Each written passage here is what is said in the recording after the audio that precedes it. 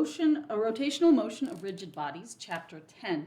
This is one of the chapters that often trips students up, so I would encourage you to take your time with the material and consider going back and reviewing the relevant introductory lectures as well, because usually, this stuff is just confusing. It involves a lot more complicated math, and it is less intuitive. All right, so we're going to start by refreshing your memory on what the center of mass is. So the center of mass, we denote the position of the center of mass by a capital R.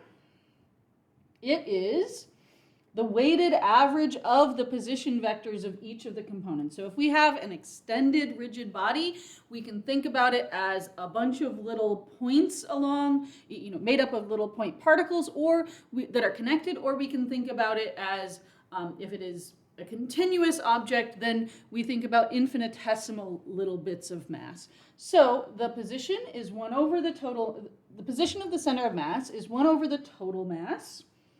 If you have point particles, then you take this weighted average over all particles, alpha. So m alpha, r vector alpha, the position of each individual particle. And that marker is not showing up very neatly, so we're going to switch. If I have a continuous object, I can write this as an integral over some mass element dm. Okay, so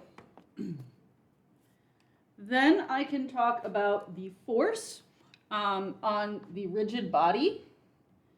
The sum of the forces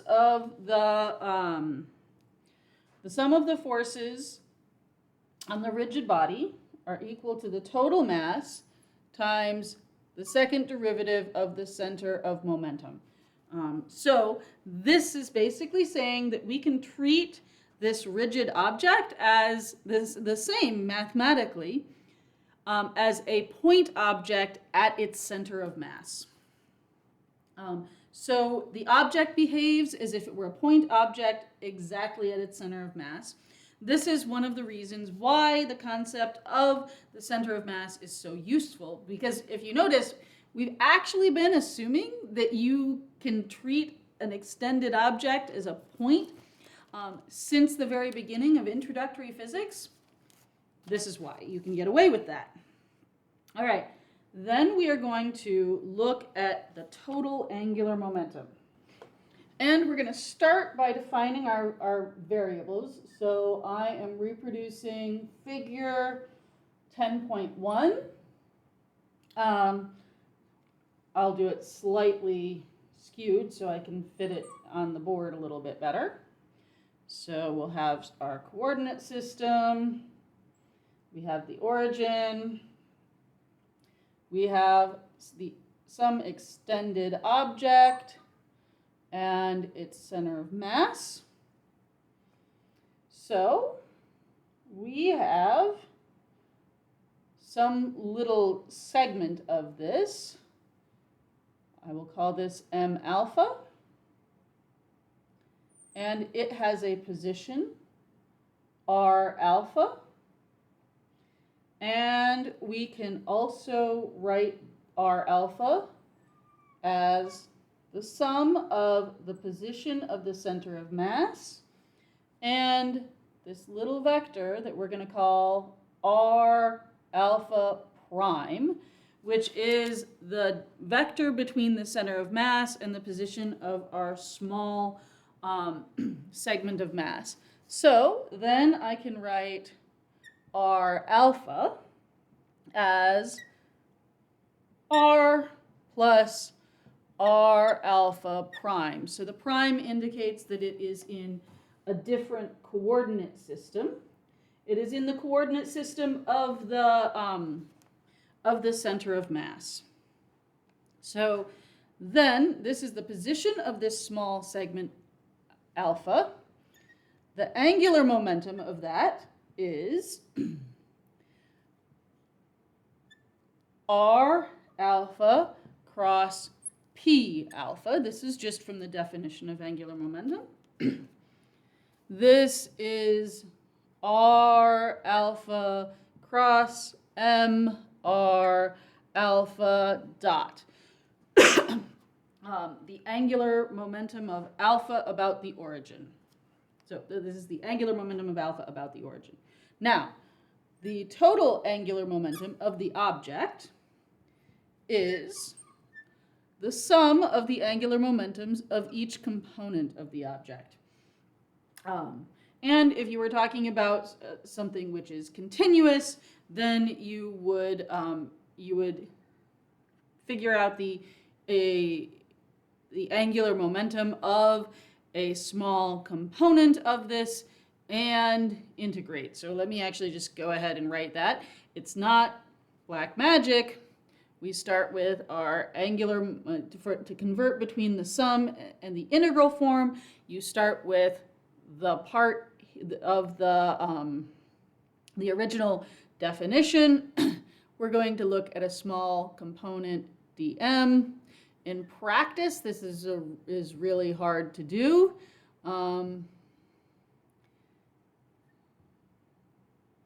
We're going to integrate over some mass component dm. And we had a few examples in earlier chapters where we figured out what this small mass segment was for different extended objects. You're probably not really going to calculate it quite this way. We're actually going to work with this equation and find better ways to calculate it in most cases. All right, but going back to this form, so this is sort of as an aside, if you ever had to do it. All right, now I'm going to plug in this. This equation also means that R dot alpha equals capital R dot plus R alpha prime dot. And that means that we have the sum over alpha of R plus R alpha prime crossed, I've got the crossed with M alpha R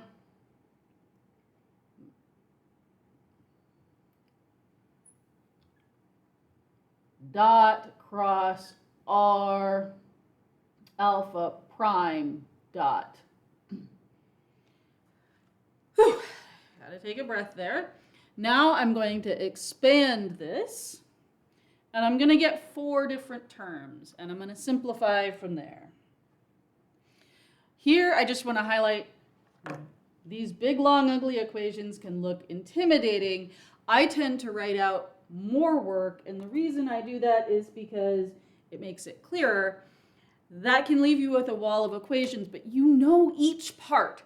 Do not get frozen by the big wall of equations. Recognize that you actually know each little part of this.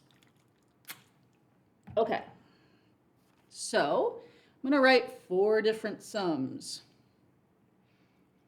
I have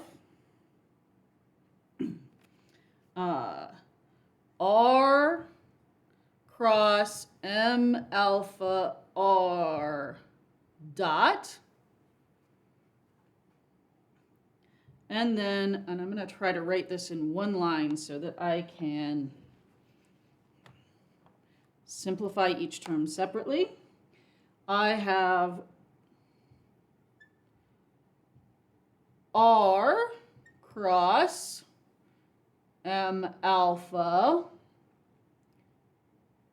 R alpha dot. I have R alpha prime cross M alpha R dot. And then I have R alpha prime cross M alpha R alpha prime.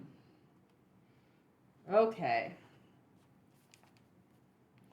Let's look at each term.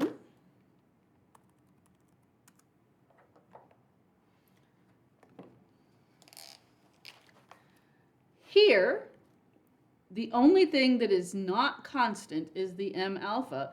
So I can write this as, I can pull out the capital R, write this as cross the sum over alpha m alpha R dot. So this is just what we called capital M. So when I am simplifying the entire equation, let me actually move this just a touch down in case I need another line. This is R cross M R dot. So this is just the angular momentum about the center of mass. All right. This here, this component here, let me write this.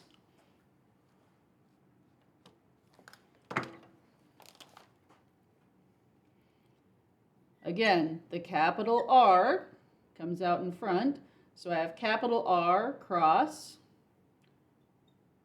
the sum over alpha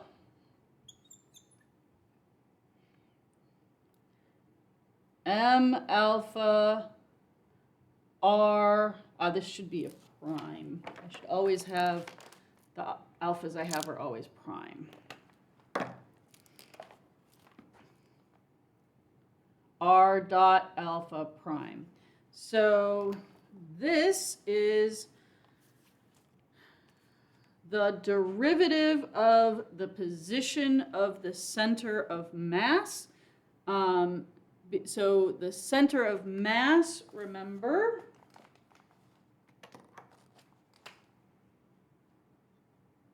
R vector is 1 over m, the sum over alpha. By the way, here I'm using some lazy physicist notation where really it's the sum of alpha from 1 to n, and I'm just writing the sum over alpha so that I don't have to write all of the indices all of the time. M alpha, R alpha. And yeah, so, and here we also have R alpha equals R plus R alpha prime. Okay. So if you take the derivative of the center of mass, this is the derivative of the center of mass with respect to the position of the center, the derivative of the position of the center of mass with respect to the center of mass. So the center of mass is not moving in the frame of the center of mass. So I'm going to just do an aside here, and we can show that. We're really going to look at this term, M alpha R alpha, R alpha prime dot is equal to M alpha R alpha dot minus capital R dot. And then this is a constant, so this becomes the sum over alpha, M alpha R alpha dot.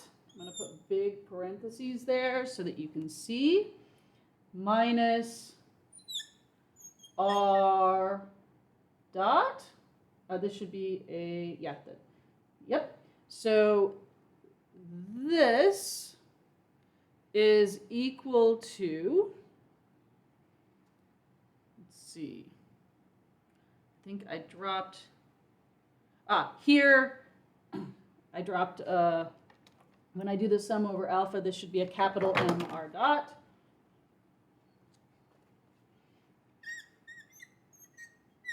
I could tell that because I actually have different units on those terms, and that's not kosher. Okay, so here, M capital R dot, but M capital R dot is just equal to,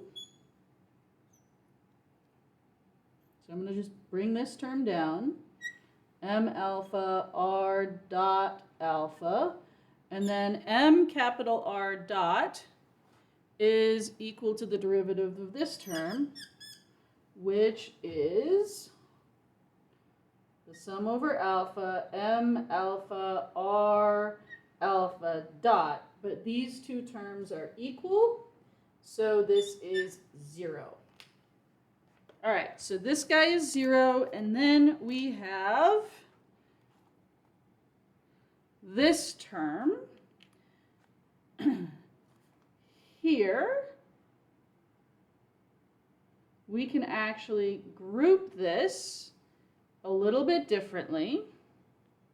This is the sum over alpha, M alpha, R prime alpha cross R, capital R dot. So this is all in here. And this is the position of the center of mass relative to the center of mass. So I can take this definition of R alpha prime. This is sum over alpha, M alpha, R alpha minus capital R. And this first term gives me the sum over alpha, M alpha, R alpha. And this gives me capital M times capital R.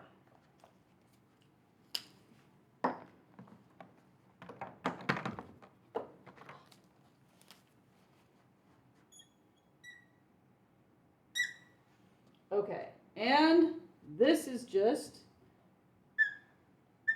capital M, capital R, minus capital M, capital R.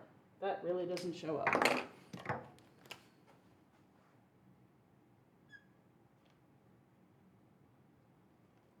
All right, so this works out to be a big fat 0.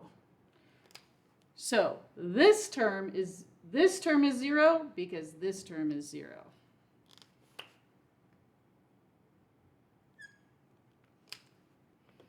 All right, so then we move on to this term.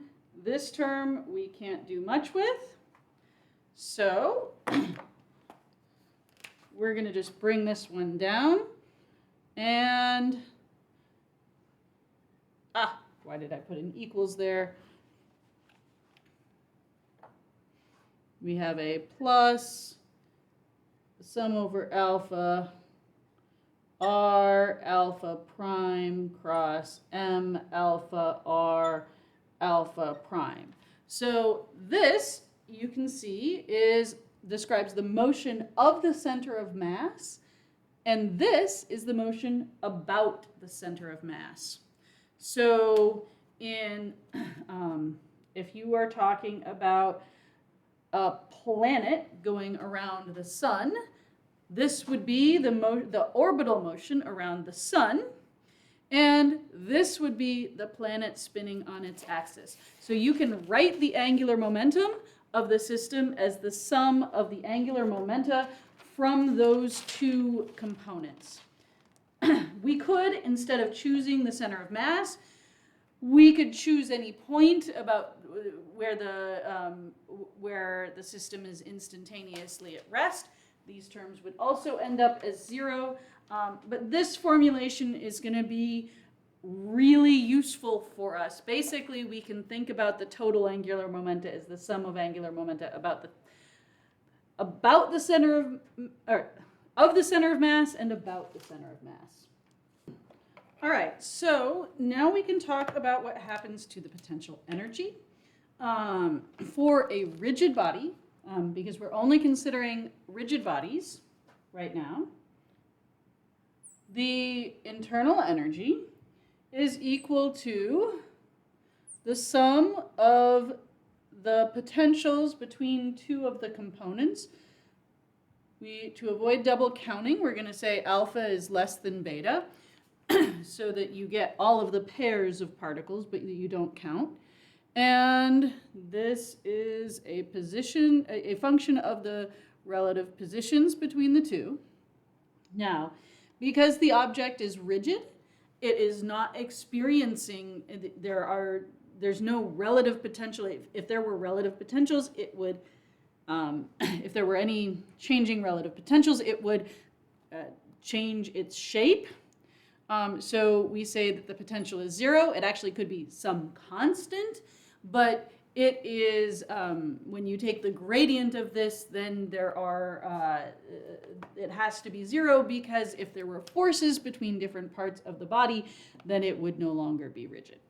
The net force on every component relative to the other components has to be 0. So what that tells us is that we can get away with considering only the external forces when considering the total energy, potential energy. And then we can talk about the rotation about a fixed axis.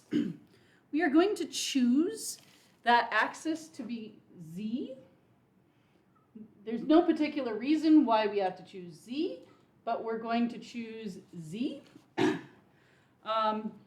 Here we have to contend again with the fact that most of the time I'm operating this board, it is using the mirror image. So normally I would do x, y, z. I'm instead going to do x, y, z. So you see my coordinate system as a right-handed coordinate system.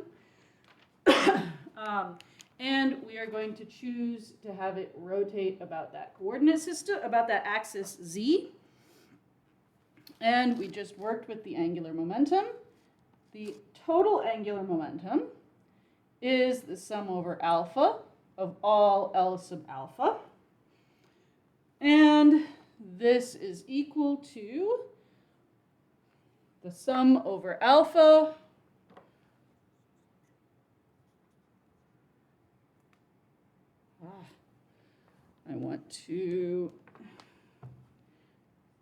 of R sub alpha cross M alpha V alpha. And we are going to choose to write omega equals omega z hat. The velocity alpha, v alpha, which, by the way, is the same thing as r alpha dot, is omega cross r alpha. And here, now there's a few ways, so I'm just going to do a quick aside. For our cross product, we have x hat, y hat, z hat, and omega is 0, 0, omega. And then here we have r alpha. That's all right. We're going to write this as x alpha, y alpha, z alpha. Now you can either look this up back in chapter, I think it was in chapter 1, or I'm actually going to I'm going to just real quickly derive it again. Remember, we can expand about any row or column, so we're going to expand about this row because there's a lot of zeros. So I have positive, but then if I expand about here, this one is negative, positive, negative. So here, these have zeros out in front. I would have 0, y hat, z hat, y alpha. I would have a negative 0, because that's a negative position. This matrix, the determinant of that matrix, plus 0, x hat, z hat, x alpha, z alpha, minus omega, x hat, y hat, x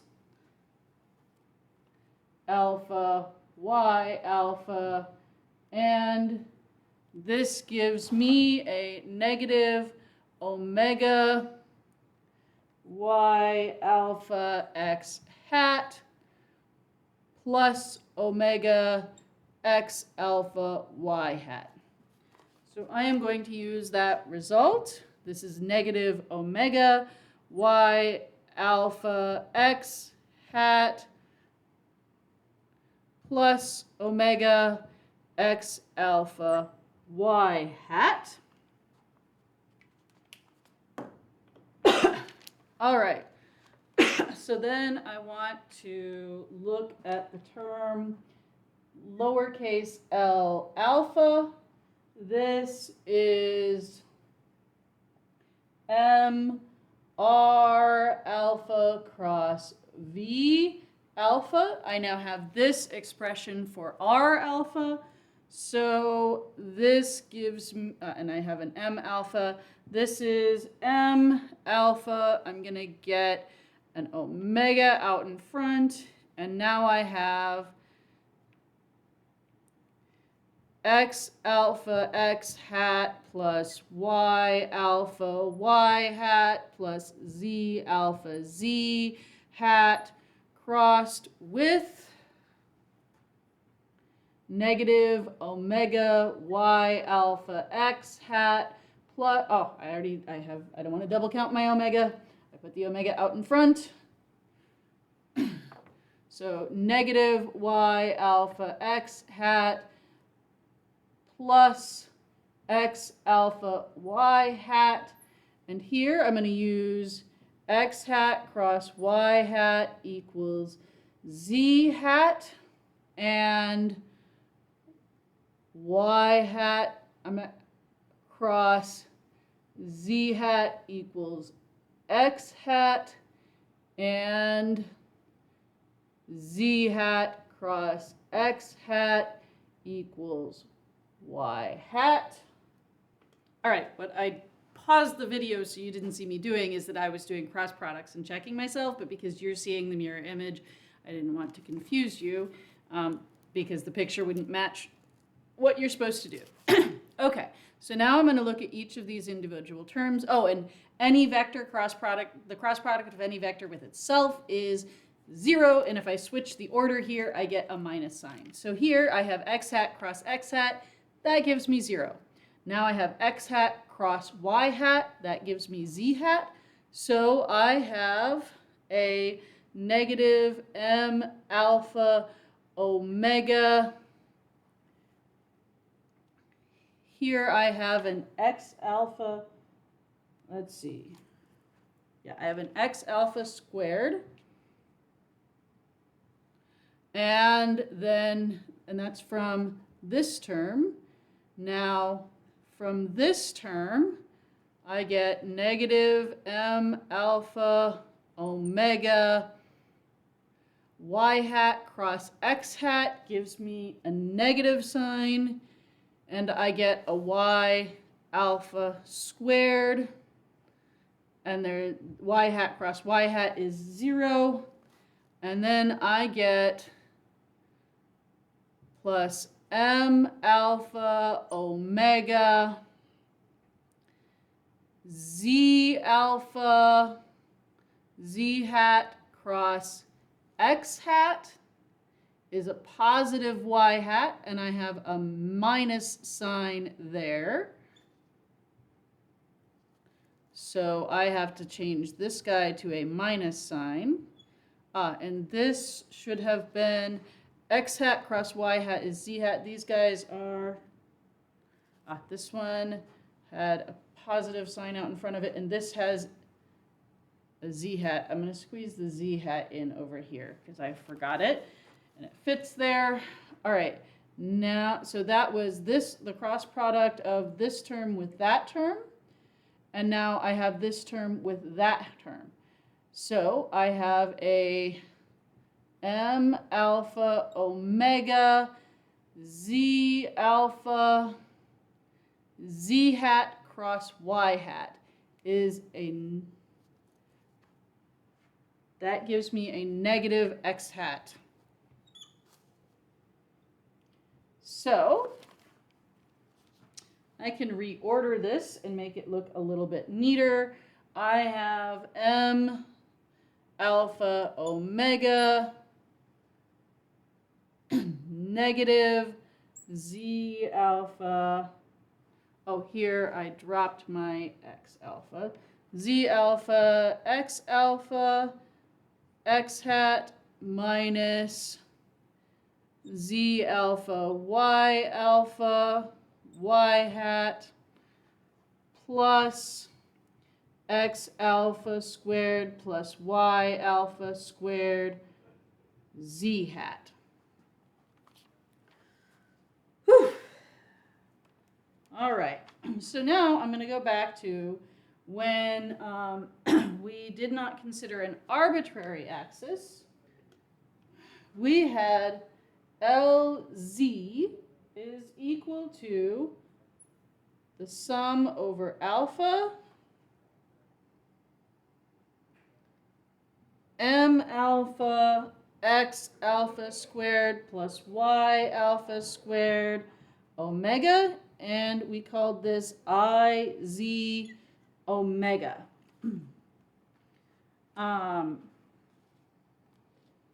And we can call this, this is the moment of inertia. IZ is x, the sum over alpha, x alpha squared plus y alpha squared times the mass of the alpha component.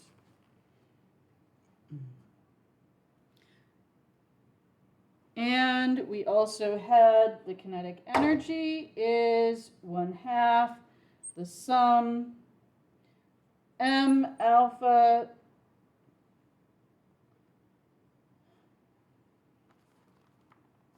that handwriting is inexplicable. V alpha squared, which is equal to 1/2 the sum of m alpha rho alpha squared omega squared, which is equal to 1/2, where this is the distance from the center of, from the axis of rotation.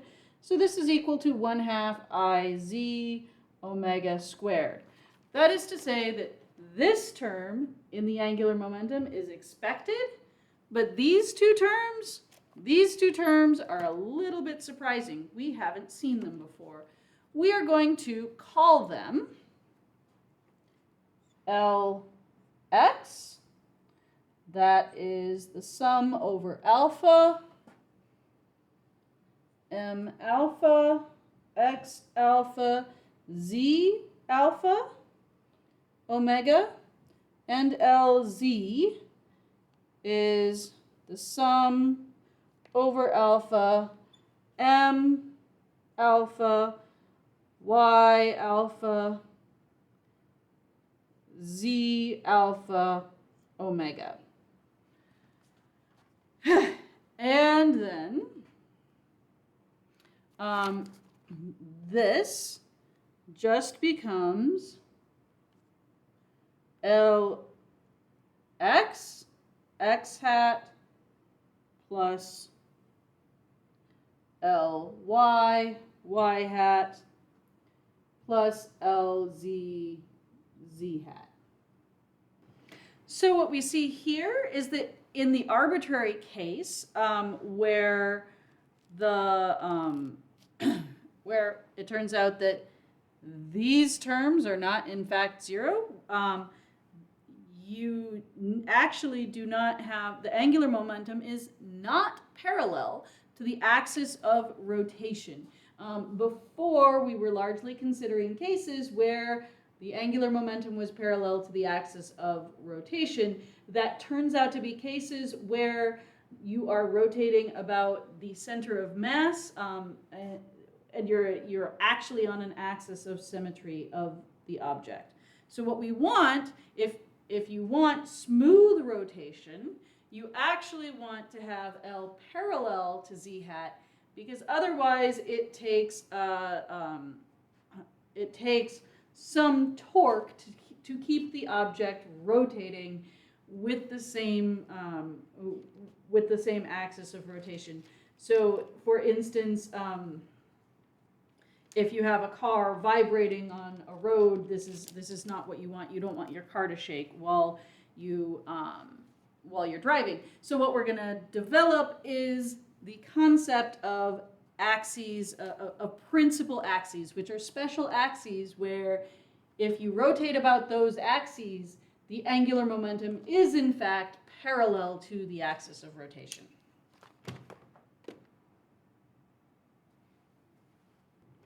All right, so we are going to define the products of inertia, L, X, we're first going to start by defining the angular momentum. The angular momentum in the X direction is I, X, Z, omega.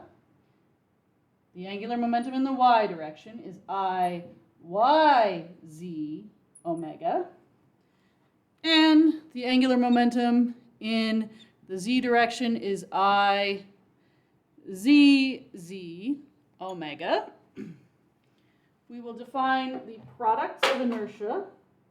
I, X, Z equals negative. The negative sign is important. M, X, alpha, Z, alpha. Sum over alpha. I, Z, Z is negative. Sum over alpha. M alpha, Y alpha, Z alpha. So, X, I, X, Z tells us the component of L in the X direction when omega is in the Z direction. So, L is I, X, Z, omega x hat plus I, Y, Z, omega y hat plus I, Z, Z, omega z hat. And what we're going to do, actually, is put this all together. The reason we made you guys learn just enough matrix algebra is that we're going to put this all together and write it as a matrix equation. So I can then write L equals I. Now when I'm talking about I'm going to use this format when I'm talking about the moment of inertia. I write a capital I with a bold-faced capital I, so 2 lines when I'm drawing by hand. And then omega. And then L is just LX, LY, LZ.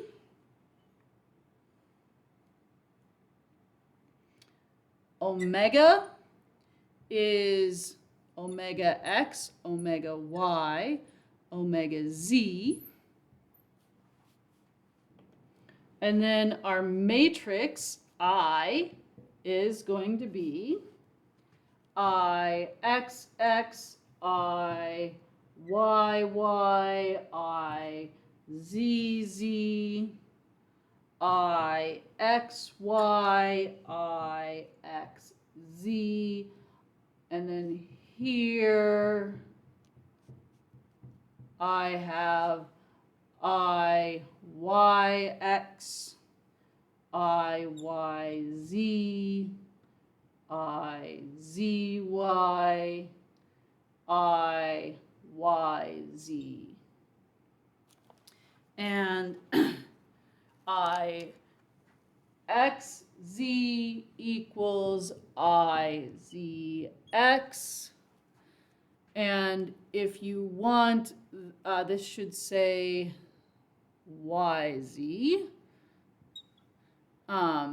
For the, so I, ZZ is the sum over alpha, M alpha, X alpha squared plus Y alpha squared.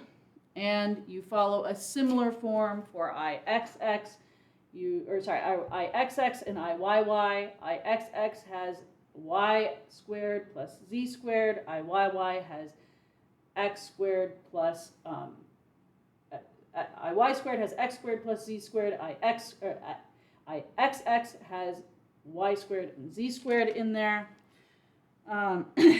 And doing this, if you have then this moment of inertia matrix, but we also sometimes refer to it as a tensor, you can calculate the moment of inertia of the object rotating about basically anything. All right, so we're going to go through some simple examples. This is example 10.1 out of the book.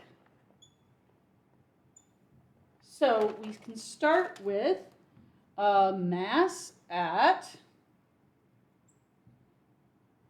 0, y naught, and z naught. And in this case, we have, so it's a single point mass. The products, the only product that is non-zero is IYZ, which is equal to IZY, which is negative M alpha, or sorry, M, because we don't have the alpha anymore, Y naught, Z naught. And then we have IZZ equals M Y naught squared, and I YY is M Z naught squared. So I can put my matrix together, and I have I is M. All of the terms with x's are 0. And then my diagonals, IYY is Z naught squared, IZZ is, I have a Y naught squared, and then my off diagonal terms are a negative, this should be a Z naught Y naught, negative Z naught Y naught. So that is my matrix. Then I can consider two masses, 0, Y naught, Z naught, and 0, Y naught, and negative Z naught. So I will get, my x terms are still all 0 because I never have x's.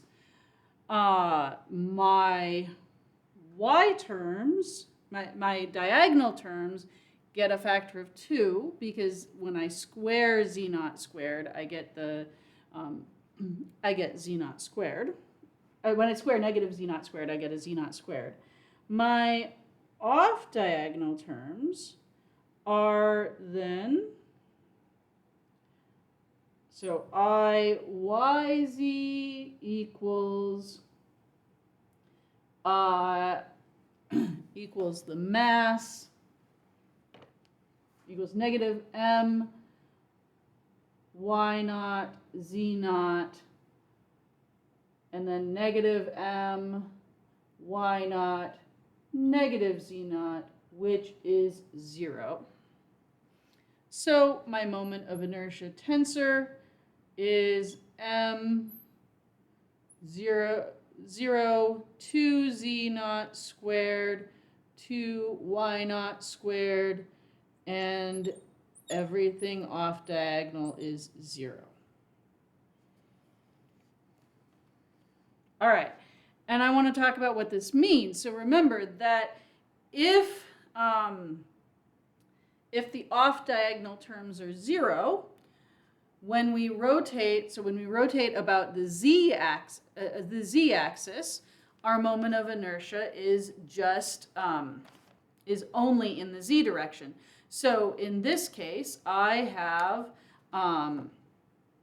if I rotate about the z-axis and I'm putting a mass here and a mass here. They have opposite z positions, and then I rotate about the z-axis. The angular momentum is still about the z-axis. And then I rotate about the y-axis. Forgive me, this is kind of, so, and I still have, and my angular momentum is about the y-axis. However, if I only have one point, when I rotate about the z-axis, I have a component of the angular momentum in the y-axis, in the y direction as well. And when I rotate about the y-axis, I get a component of the angular momentum in the z-axis, in the z direction. And you sort of could look at symmetry and go, well, okay, I kind of get that. If I have, so this, if I'm rotating about the z-axis, I am getting some component here. Well, that's going to be canceled out by the negative component there. All right. So then I can do the last part in this section, moment of inertia of a ring. So IZZ, so the ring is about the z-axis.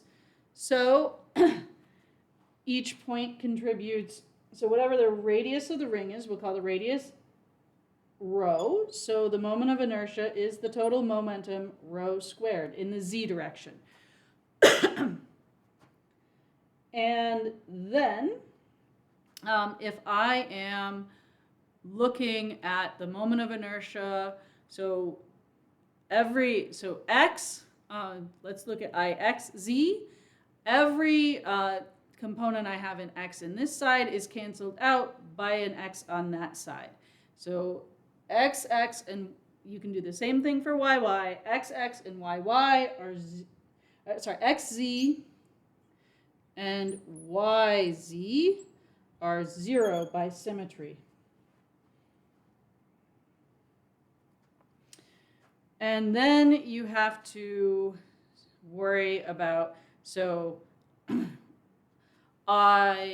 this was for a ring that is around the z-axis.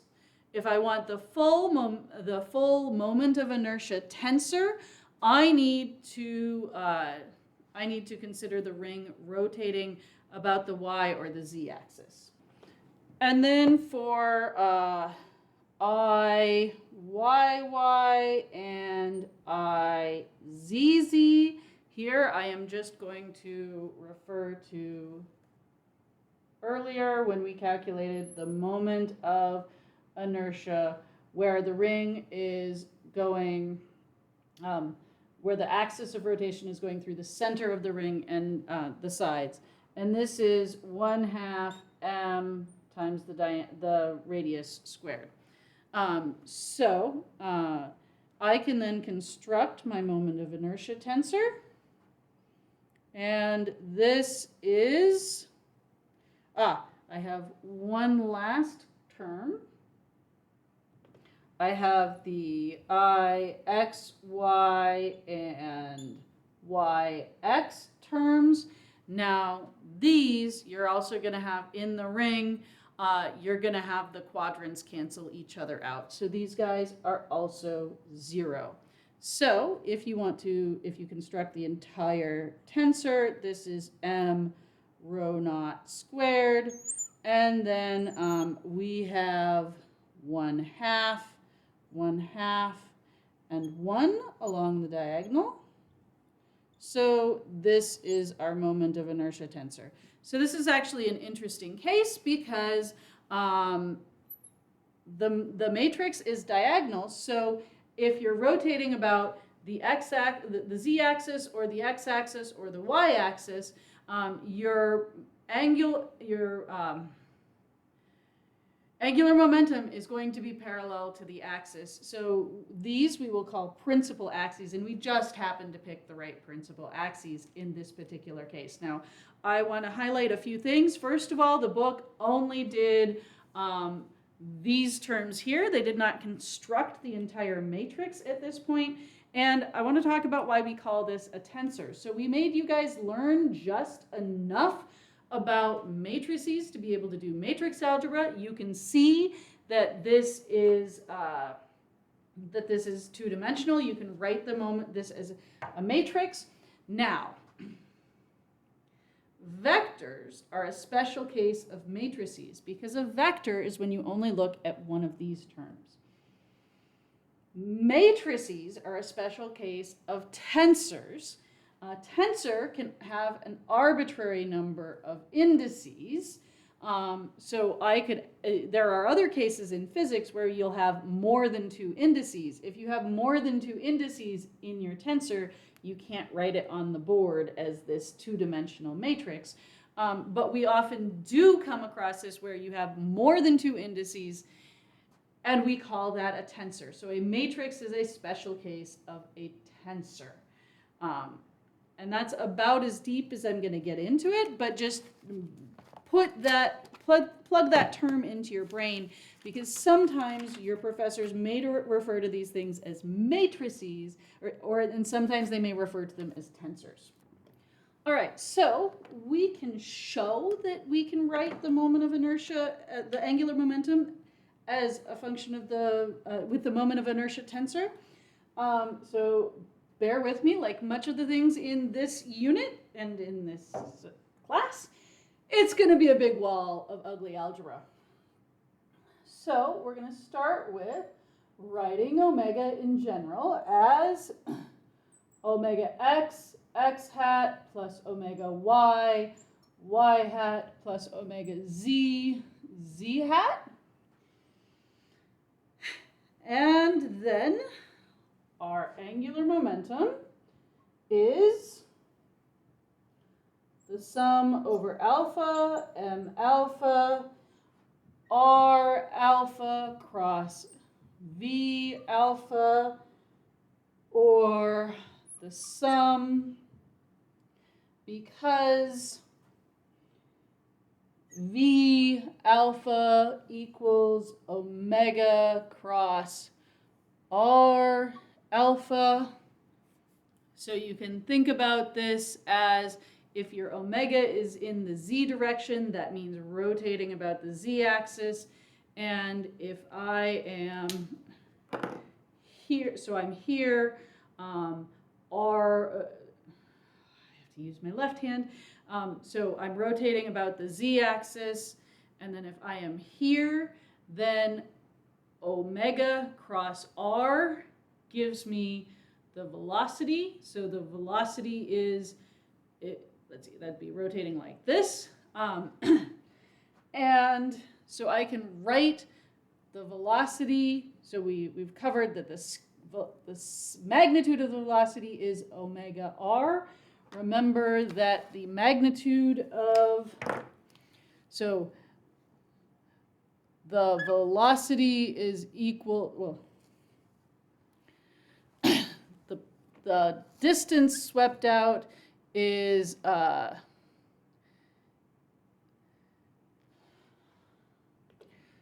distance swept out S is the radius of rotation theta, so the speed is the radius times theta dot.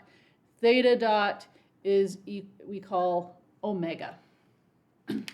So the velocity, the magnitude of the velocity is the radius of rotation times omega. And, ooh, you can't see that cross product. Squeeze it down there, that vector sign. All right, so then I can use this form. M alpha R cross omega cross R alpha.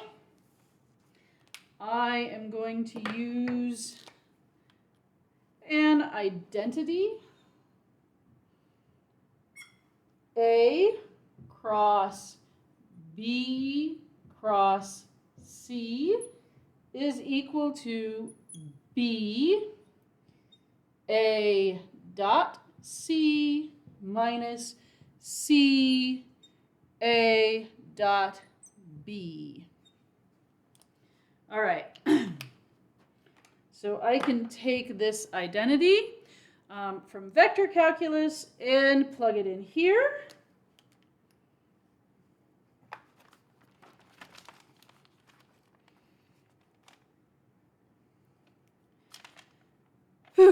And this is the sum over alpha M alpha omega R dot R minus R omega dot R. And then I'm going to put the alphas back. All right.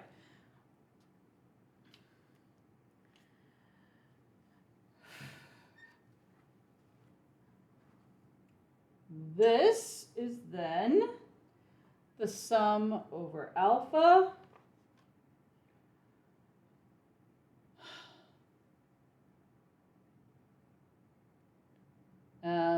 alpha,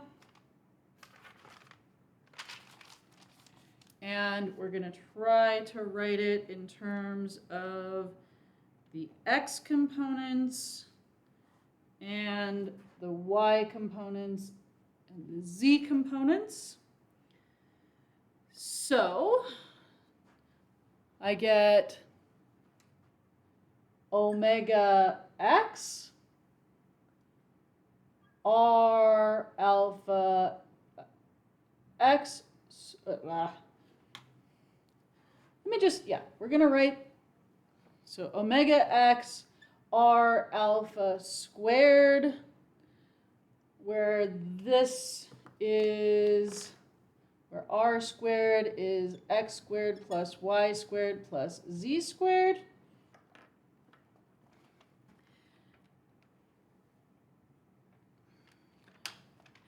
And then the x component here is going to, so it's going to be minus R alpha x. That gives us the x component.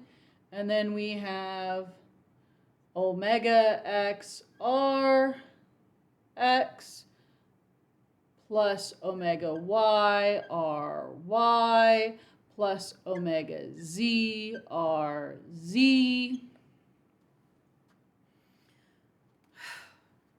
And then we're going to do the same thing for each of, let me put a big bracket here.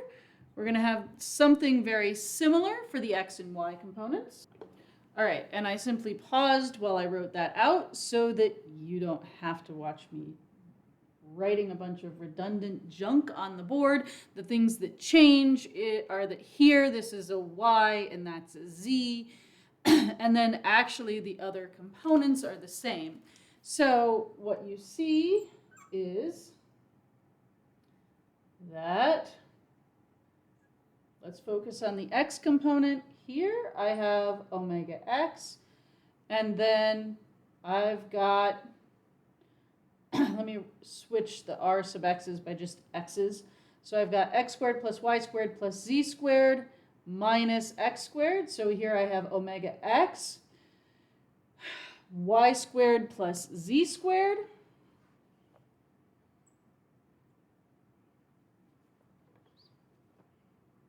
Y alpha squared plus z alpha squared.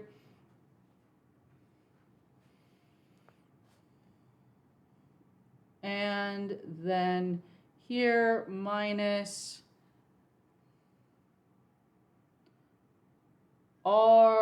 minus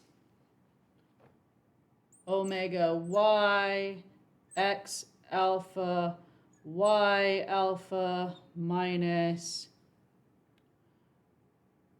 omega z x alpha z alpha x hat. And I have the similar terms on these. All right, and then I have just expanded these terms similarly. And then what you have for the component, so remembering that, what you have for the component of each term, let me write this. Here we've got the sum over m alpha y alpha squared plus z alpha squared, the sum over alpha m alpha x alpha squared plus z alpha squared, and then the sum over alpha. I like writing the diagonals first. Also, that's going to tell me how much space I need for each thing. X alpha squared plus y alpha squared. And then this is the sum over alpha. M alpha, there's a negative x, this is x alpha, y alpha, sum over alpha, m alpha, x alpha, z alpha, sum over alpha, m alpha, y alpha, z alpha. I've got negative signs there. Negative sum over alpha, m alpha, x alpha, y alpha. And similar terms here. I have to watch really carefully to make sure I'm putting x's and z's in the right spot. Please forgive me if I make typos.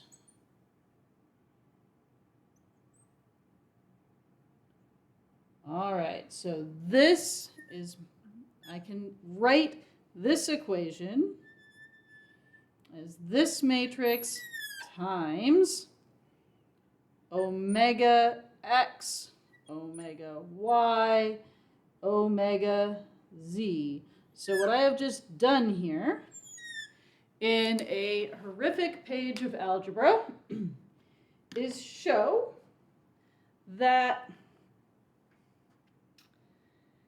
I can start with the definition of the angular momentum.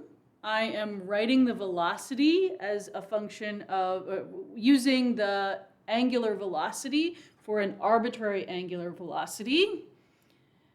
And I do use one trick to an identity to let me simplify this slightly. Although I actually could have equally well have just attacked this with cross products. And then I write down all of the terms. I have grouped these by each component, and gone, ah, I can write this mess as a matrix times a vector, and this matrix right here is our angular, our moment of inertia matrix, or moment of inertia tensor. And then, and this is going to maybe drive home, you know, when we write, sometimes we write matrices and vectors with subscripts. Here,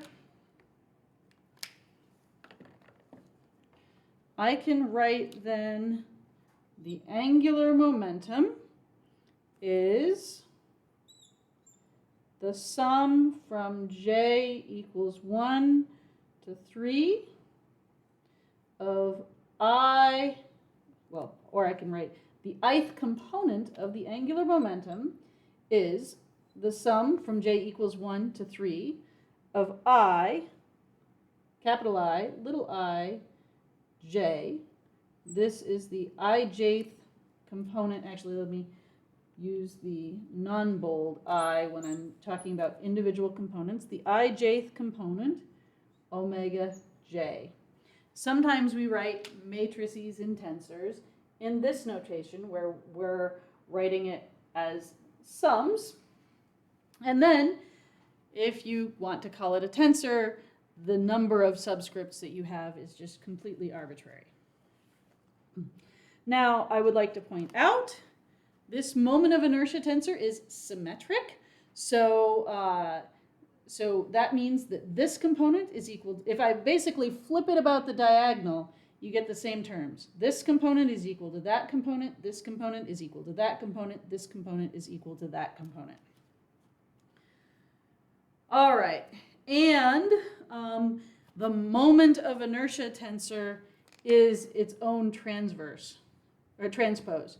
So if I, because it is symmetric, if I flip the, the matrix about its diagonal, I get the same matrix. So that is what it means to have the matrix equal to its transpose. All right, this was a lot of ugly algebra, but now we're going to use it. Okay, so we're going to do an example, and we're going to look at the moment of inertia matrix of a cube. So I'm going to start by drawing the cube.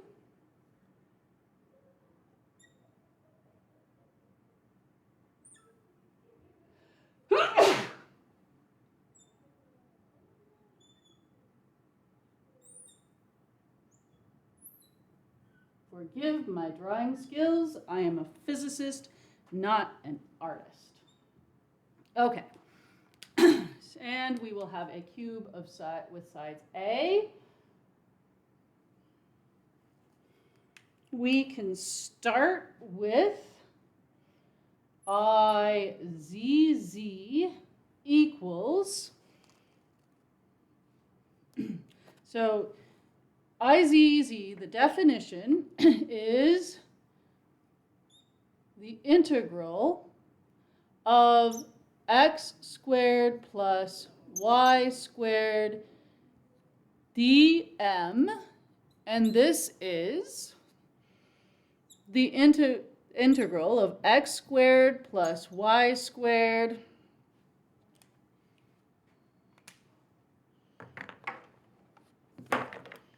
we're going to switch colors times the, oh, that's not good either, of the density times the volume. And in this particular case, our density is a constant mass divided by a cubed, and then a volume element is dx, dy, dz. Ooh, you can't see my integration limits. So I'm going to have to draw that just a little bit lower.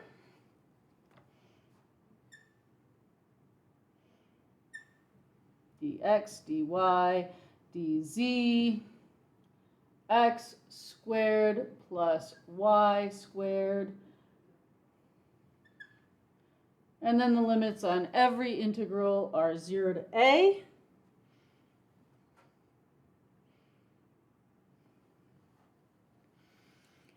All right, and then when we do this integral, a cubed, now here there is no z, so the z integral simply gives us a. And then I have the integral from 0 to a over both dx and dy of x squared plus y squared. Now, when you were in introductory calculus, you were probably pretty rigorous about writing the dx and the dy at the end always. You don't have to. You can switch the order around, and that's okay. So I tend to do that. Why? I don't know. I like writing it in certain ways. You'll see that I do different things depending on the day and even within the same lecture. Okay, so now I'm going to do the x integral.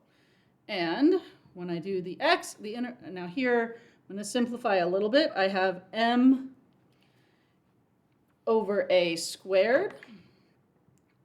Do check the units here, so you should always end up with x squared. This has units of x to the fourth, so when I mx squared. So when I multiply by m over distance squared, I end up with mass times distance squared.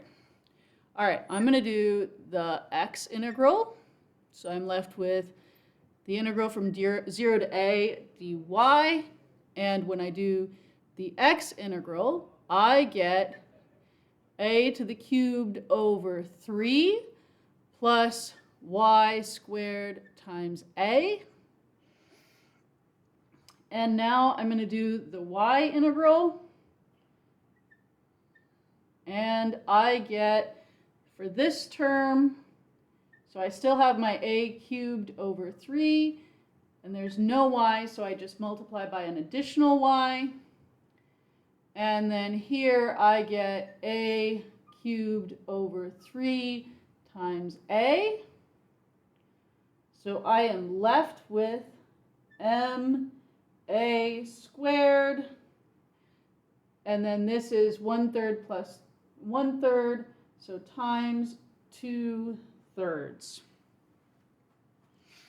And then by symmetry, this is equal to Iyy and Ixx, because all three coordinates have the exact same form. All right, then I need Ixy, and this by symmetry is going to equal, well, it's symmetric, so this is equal to Iyx, but because x, y, and z are all indistinguishable, this is also equal to Ixz, Ixz, Izx, Iy. Let's see, which one am I missing? Z.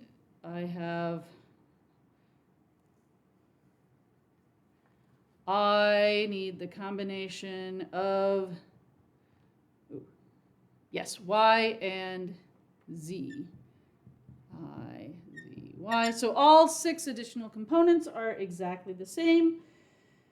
And now I'm going to just use this form. This is negative. We're going to have our density out in front, m over a cubed, triple integral. Triple integrals don't have to be scary. Sometimes they look intimidating until you get used to them, but it really just means do an integral, do three different integrals. All right. So then for I x y, this is a negative x y, and then dx dy dz. So here you can see it. Here I put them there, and here I put them there. Why? I don't know. I do that. It doesn't matter, so I just do it whichever way strikes me in the moment. All right, so now I do the z integral, and this is easy. There's no dependence on z, so the z integral gives me an a. I'm going to do the x integral. The x integral gives me a squared over 2 because there's an x there. The y integral gives me an a squared over 2 because there's a y right there. And so I end up with a to the 5th up here divided by a to the 3rd. So again, I end up with negative ma squared, which is good because that's got to be the units of my moment of inertia tensor. And then here I have divided by 4.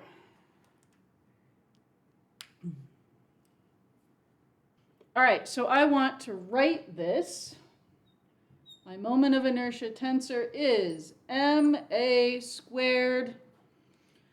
And then I can write this as 2/3, 2/3, 2/3, negative 1/4, negative 1/4, negative 1/4, negative 1/4, negative 1/4, negative 1/4, big bracket.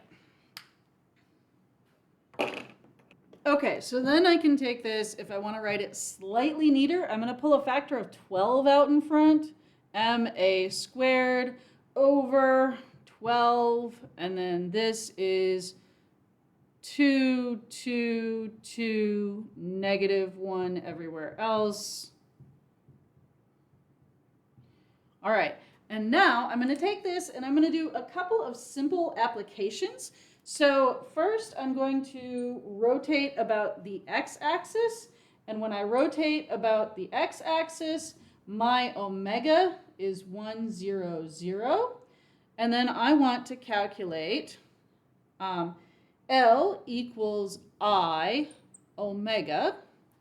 So then I have ma squared over 12, 2, negative 1, negative 1, negative 1, 2, negative 1, negative 1, negative 1, 2, 1, 0, 0. And I just get, so I take this times that plus this times that plus this times that. First of all, my ma squared over 12 comes along for the ride. And then here, that first component just gives me 2. This times that plus this times that plus this times that gives me negative 1. This times that plus this times that plus this times that gives me another negative 1. So this is, when I pulled the 12 out, I made a stupid mistake. This, when I divide, so here I have to multiply these guys by 4. Yeah, I made a lot of stupid mistakes. Okay, I've corrected the matrices and divided by, I've pulled out the factor of 12 correctly now. This is 8s down the diagonal and negative 3s everywhere else. I did the same thing right here, 8s down the diagonal, negative 3 everywhere else. And now I do my multiplication again. This times this plus this times that plus this times that is 8. This times that plus this times that plus this times that, negative 3.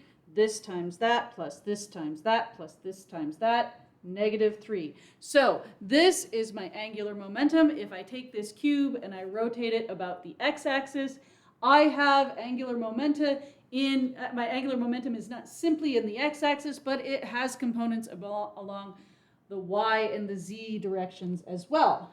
Now, if I want to rotate about the corner, And here I meant to put an omega in there. So I need an omega there, an omega there. If I want to rotate about one corner, so here, I'm going to rotate about this corner right there. And then my omega is the same magnitude in each direction, but I'm going to multiply my omega by a unit vector. So to get a unit vector, I have to divide this vector by the square root of 3. Now this vector has a length of omega, and it is in a direction around this corner. So I do L equals I times omega, and this is MA squared omega over 12, 8 down the diagonal, negative 3, negative 3, negative 3, negative 3, negative 3, negative 3. And here my square root of 3 is going to come out front. So what I'm doing is that I'm pulling out all of the constants. Why am I doing that? I'm doing that to simplify it. We physicists have the habit of sometimes doing many math steps in once. Should we? Well, it makes it easier for us. It might make it a little harder to follow. But all I've done is pulled all my constants out in front so that I don't have to work with them again. MA squared omega over 12 times the root of 3. Here I have this times this plus this times that plus this times that. So I have 8 minus 6 is 2. This times this plus this times this plus that times that is another 2. This times this plus this times this plus this times that is another 2. So, and I can even simplify this a little bit more. MA squared omega over 6 root 3, 1, 1, 1. All right, so when I do this, I rotate about the corner. Now what's interesting here is that my angular momentum is then parallel to the angular velocity. This happens to be one of the principal axes. So if you rotate about this axis, it is symmetric about that axis. Okay, now we're going to revisit this problem, but we're going to choose, instead of the coordinate system that we did there, to put the coordinates in the center of the cube, so that now we're going to go back and change all of our integration limits. The idea is the same, but now we integrate from negative a over 2 to a over 2. So here I can, so remember, a good physicist is a lazy physicist. I worked hard writing all of these integrals up on the board.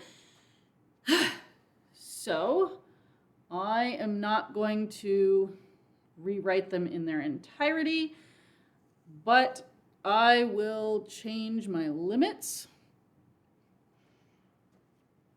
And then this part is going to change. So I'm going to erase this, and actually everything from here is going to change. And I will leave holes for I will leave my matrices ready to be filled. Here my integration limits have changed on the top as well. So I'm going to rewrite those equations too.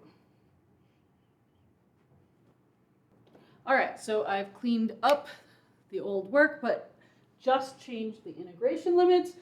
Now, when we do this integral, so we're going to bring along the density for the ride because the density doesn't change when we do the integration.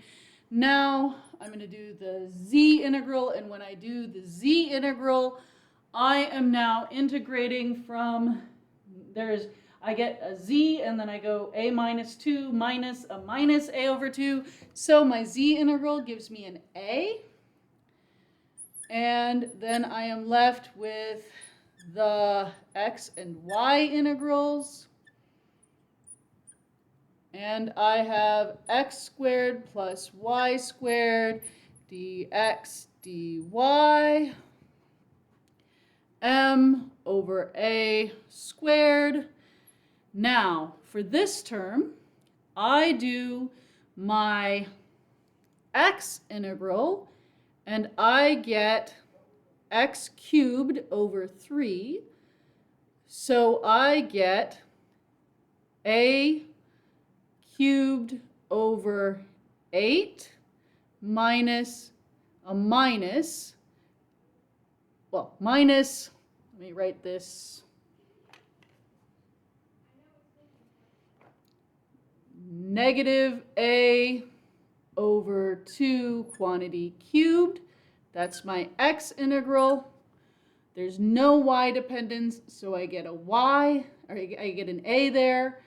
And then for this term, I do the x integral, and I get an a. And I do the y integral, and I get this term too. This, this term also. So here, I get a cubed over, these terms add together, so it's over a 4 instead of an 8.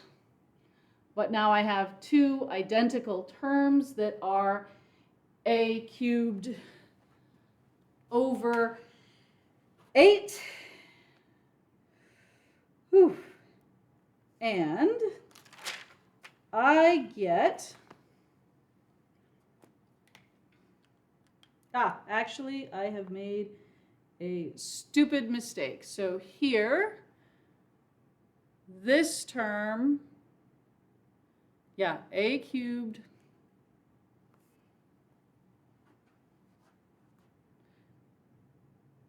this is the symmetric term, and this is not, I have done my integral incorrectly. I don't get, let me just write out a few more steps. And this, by the way, is why you should also write out steps, because if I do stupid mistakes, you're gonna do stupid mistakes. We're all in this together. Okay, so now I'm gonna just do negative a over 2, a over 2. Here I get, it should be x cubed over 3.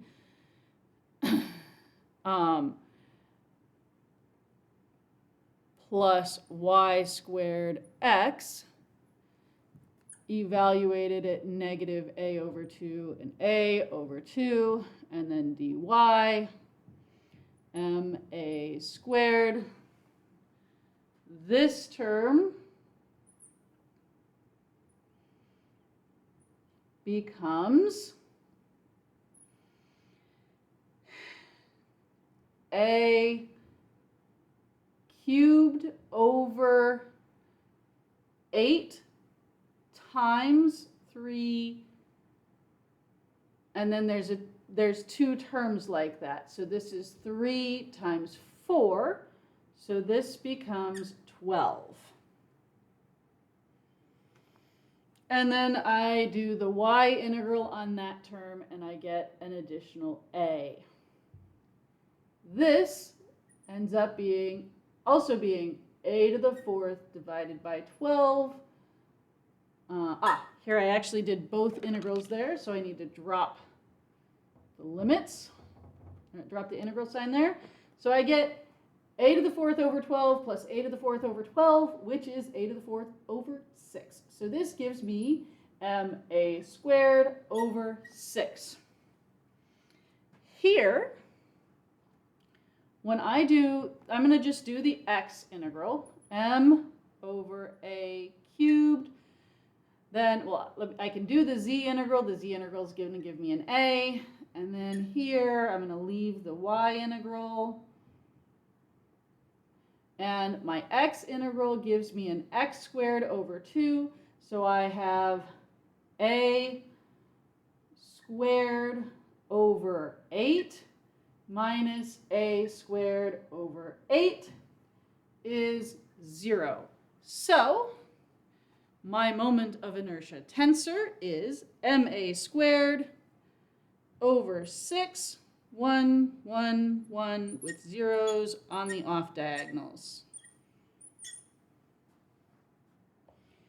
So then here, whatever my angular velocity is, when I multiply my angular velocity by my moment of inertia tensor, I am going to get something which is proportional to the angular velocity tensor, because this is my identity matrix.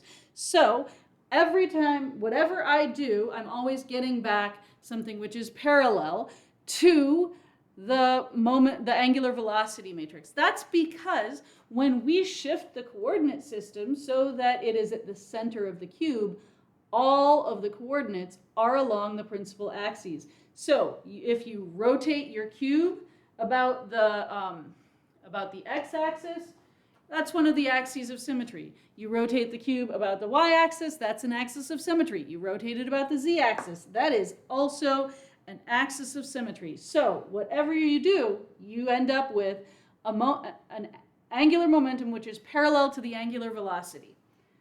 Because in that particular case, the coordinates are the principal axes. All right, so then we can do another example, and this one is uglier, which is one of the reasons I think it's really important to do it. We are going to do the moment of inertia tensor for a solid cone. So here, y at x.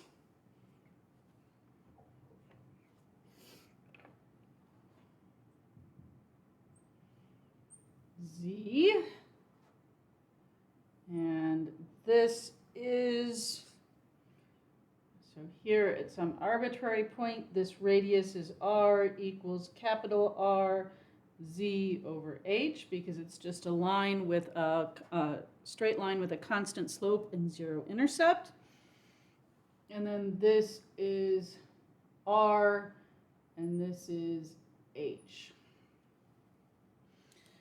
All right, so the first thing we're going to do is I like to figure out the density by doing the integral over the volume. Oftentimes when these problems are done in a book, they just say, well, the density, the area volume of a cone is blah, so this is our density. To me, the reason I do it, I find out the mass from the density from integrating over the volume is because that also gives me a way to double check that I am setting up the integrals correctly. All right, and here we're going to use polar coordinates. So we're actually going to use little r, and we're going to use theta. And actually the way that, I have to remember I'm drawing this differently because of the mirroring. So we're going to use r and theta and z. All right. So first figuring the way we're going to get the density is that we're going to say that the mass is equal to the density times the integral over the volume. So this is the density, and then for our volume element, because we're going to use polar coordinates, the easy one is z, because that's just dz. And then we have r d theta. And so our first integral goes from 0 to h. Our second integral over r goes from 0 to capital R, and our final integral goes from 0 to 2 pi. Now, this is relatively nice and simple because actually these three integrals factor out. So I get rho coming along for the ride.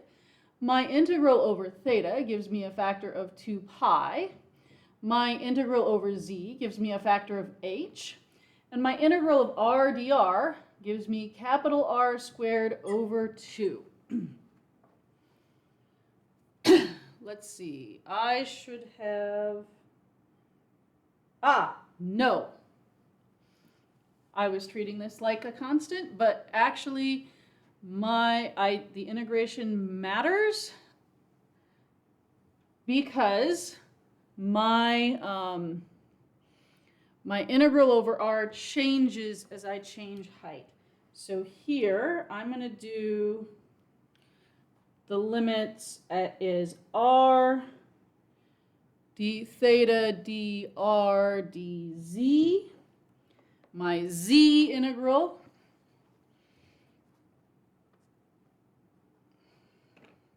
goes from 0 to h. My r integral goes from 0 to capital R, and 0 to capital R z over h.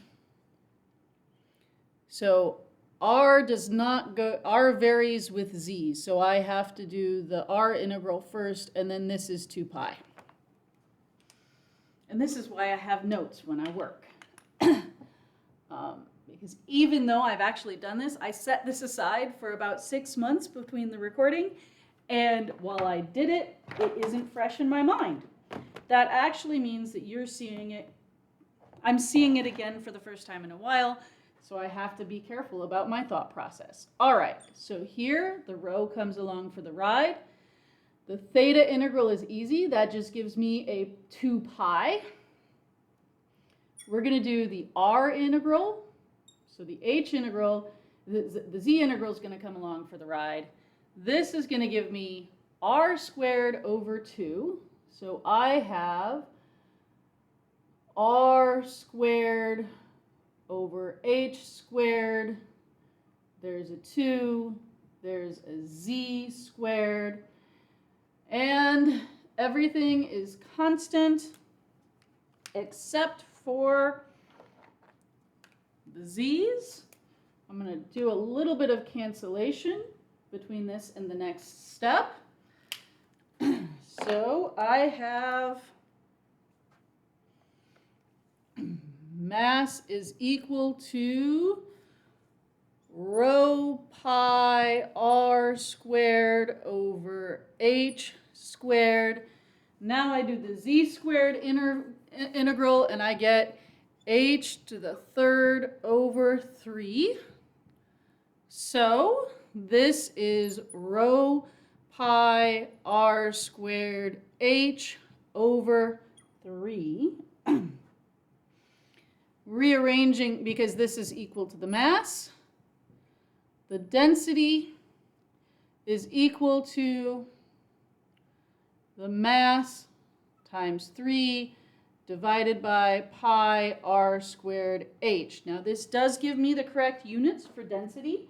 That is a necessary but not a sufficient condition for the answer to be right. All right, now that I have set this integral up, and we caught that in fact I made a stupid mistake along the way, so this was a good way to check that I know how to set up the integral correctly. I am going to look at IZZ. So here I have IZZ, and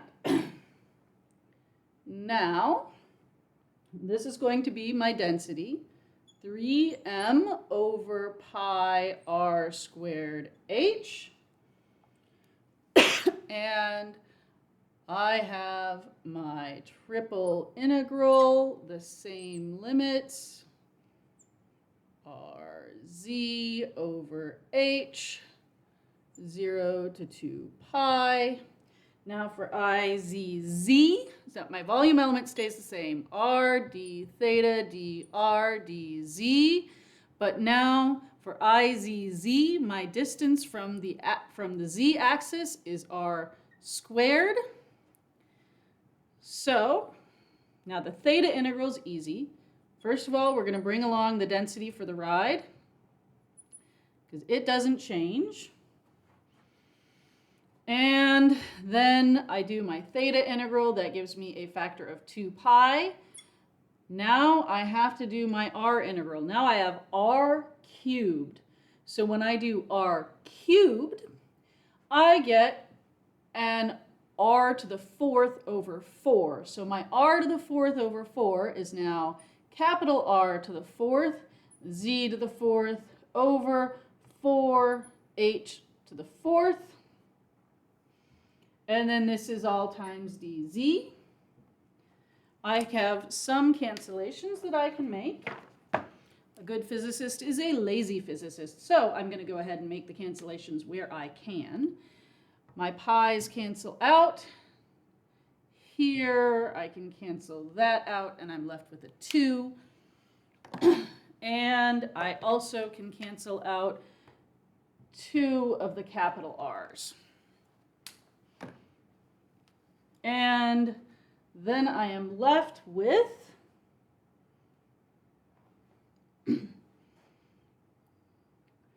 3m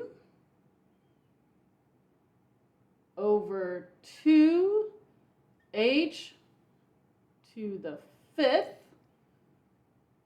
r squared.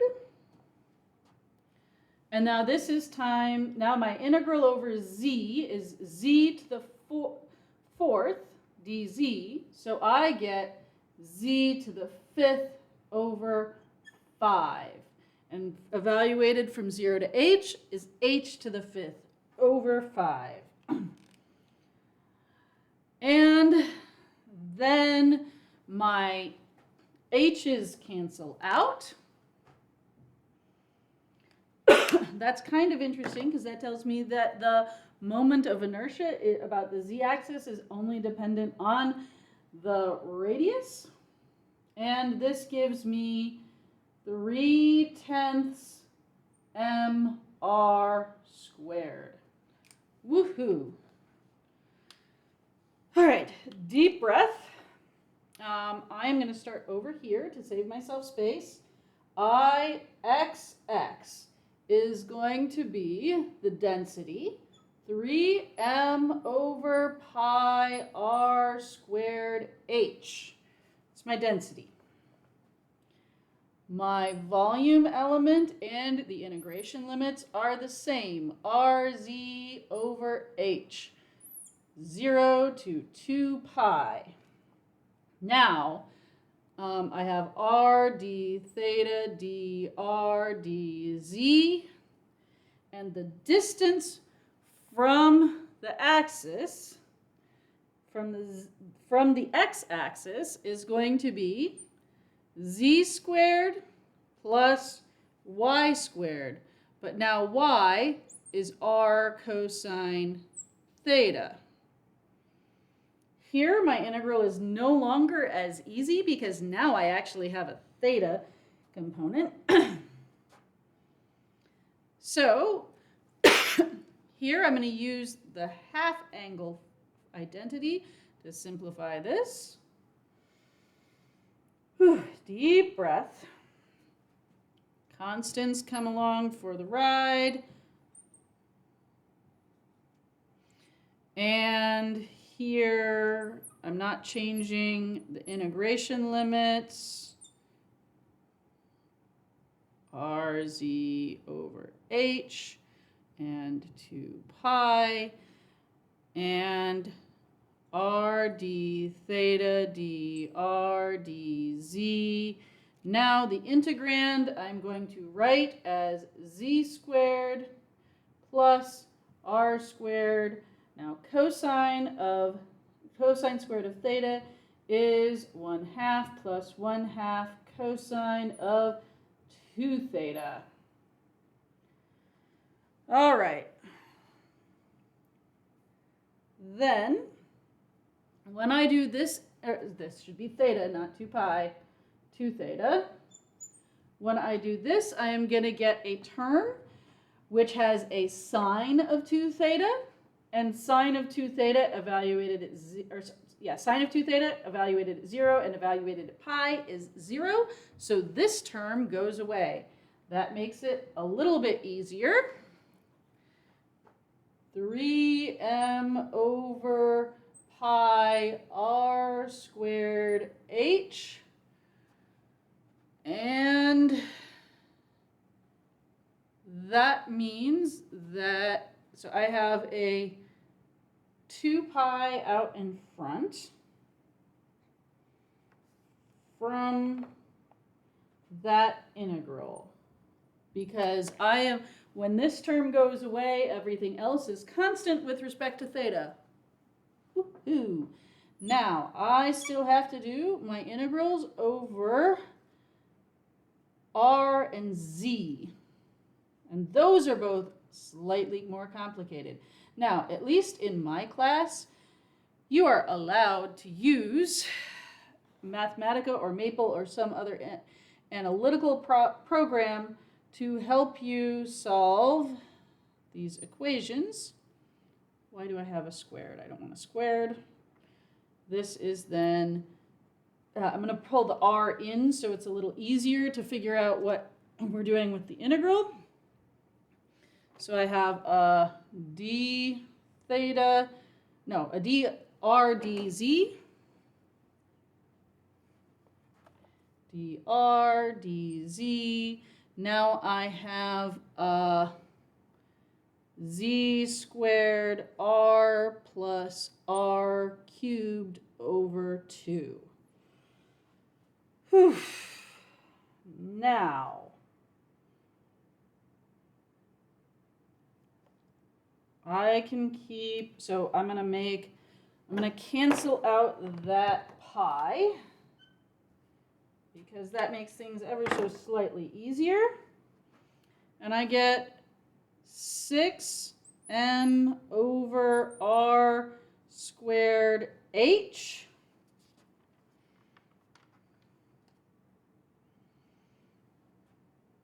And now I'm going to have to do the integral with respect to z. So here I get, the integral with respect to r. So here I get z squared times r squared over 2.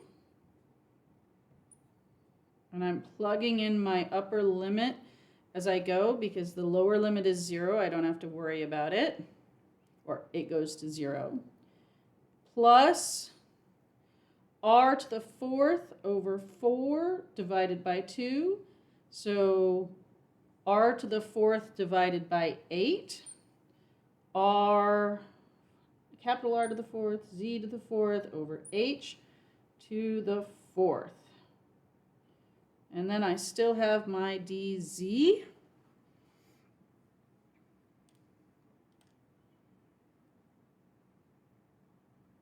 And, all right. I should get out of this term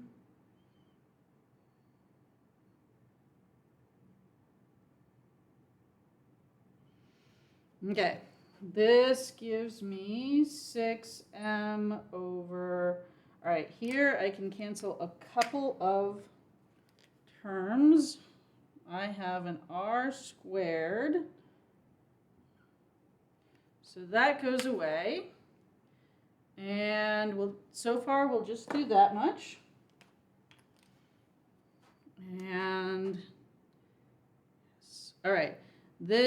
So I'm left with 6m over h, and this gives me a 1 over 2h squared, h to the 5th over 5.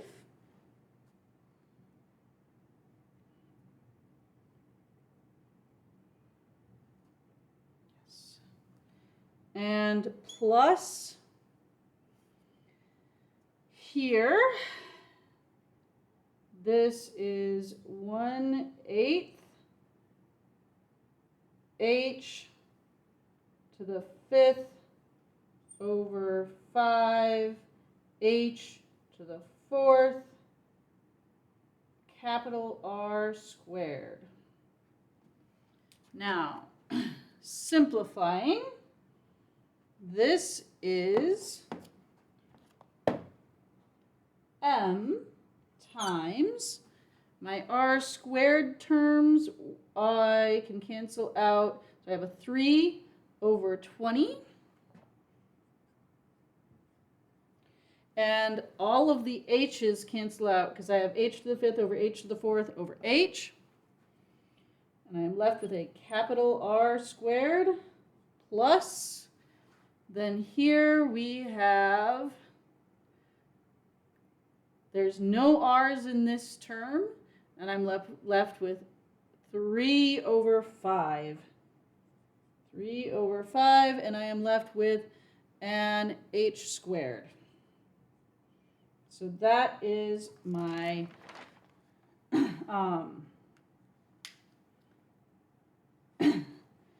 that is my ixx term, and by symmetry, this has to equal iyy. Whew.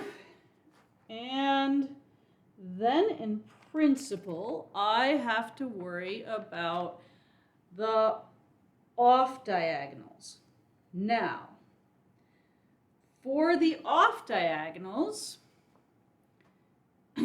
my by symmetry, what I can say, I'm integrating, so for, if I look about the x, y, z, I, y, x and I, I, x, z, and I, y, z, the positive part of x will be canceled out by the negative part of x, and likewise for y. So that goes to 0. And for I, y, z, and I, x, they have components that cancel. If we wanted to, do it, what we would have is the same, let's set this up here. You have, let's do x, y. I, x, y. Okay, so where before we had the r squared, now we need x times y. So x, and there's a negative sign out in front. X is r sine theta. Let's see, actually, yeah. I've switched. I think I switched some of the x and y in the last one. Sorry, x is r cosine theta, not r sine theta. R cosine theta, and y is r sine theta. So here we have the integral of a cosine and a sine. And then let's just look at this integral real quickly, because we're going to see that it is in fact 0. Okay, the derivative of sine is cosine. So this gives me a sine squared theta over 2 from 0 to 2 pi, except that sine of theta, sine of 2 pi is 0, and sine of 0 is 0. So this whole term equals 0. If we want to do, if we want to look at the x, z, we're going to have something very similar, except now we have r cosine theta times z. This one's a little bit harder to show. It is 0, but bear with me. We have our constants come out from out in front, come along for the ride. When we do our, when we do our cosine integral, the integral of cosine, it gives me a sine, and the sine is 0 at 0 and 2 pi, so this already goes to 0. So our off-diagonal components are 0, and our moment of inertia tensor is m times 3/20 capital R squared plus 3/5 h squared. M times the same thing.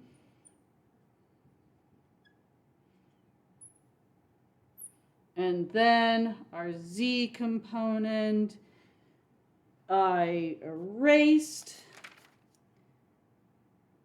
but it was 3/10 capital M R squared, and everything else is zeros. So our moment of inertia tensor for a cone like this is that big mess. And again, this is diagonal, and that means that your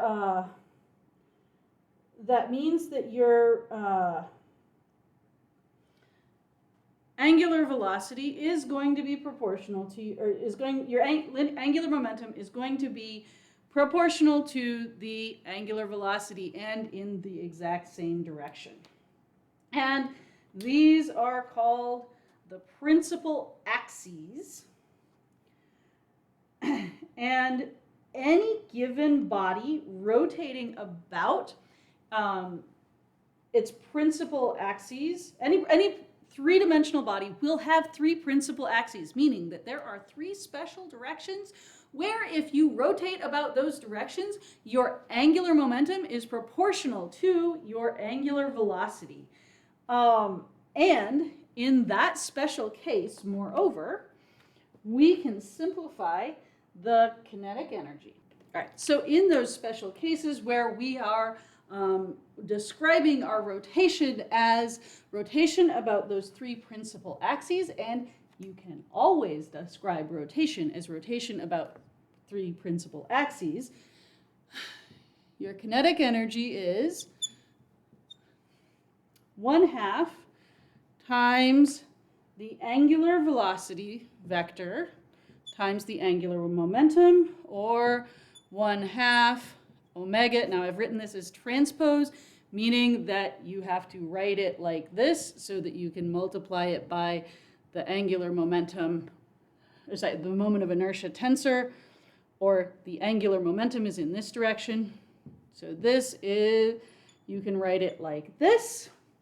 The angular velocity, 1/2 times the angular velocity vector times the moment of inertia tensor times the angular velocity vector.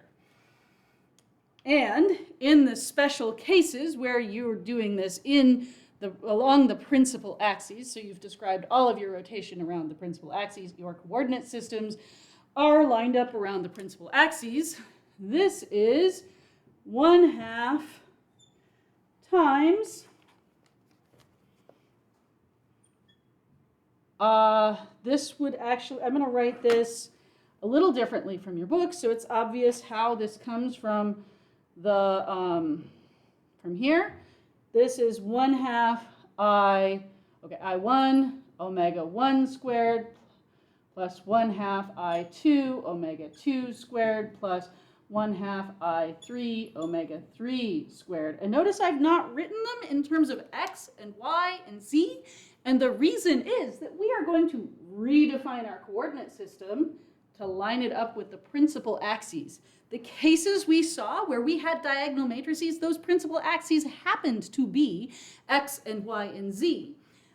But there are other cases where we don't always guess, right? Sometimes you can guess what the principal axes are, and sometimes you cannot. And we can always whatever we start the problem doing, we can always rewrite the problem in terms of the principal axes. So in the next section, we are going to talk about how you would find those principal axes.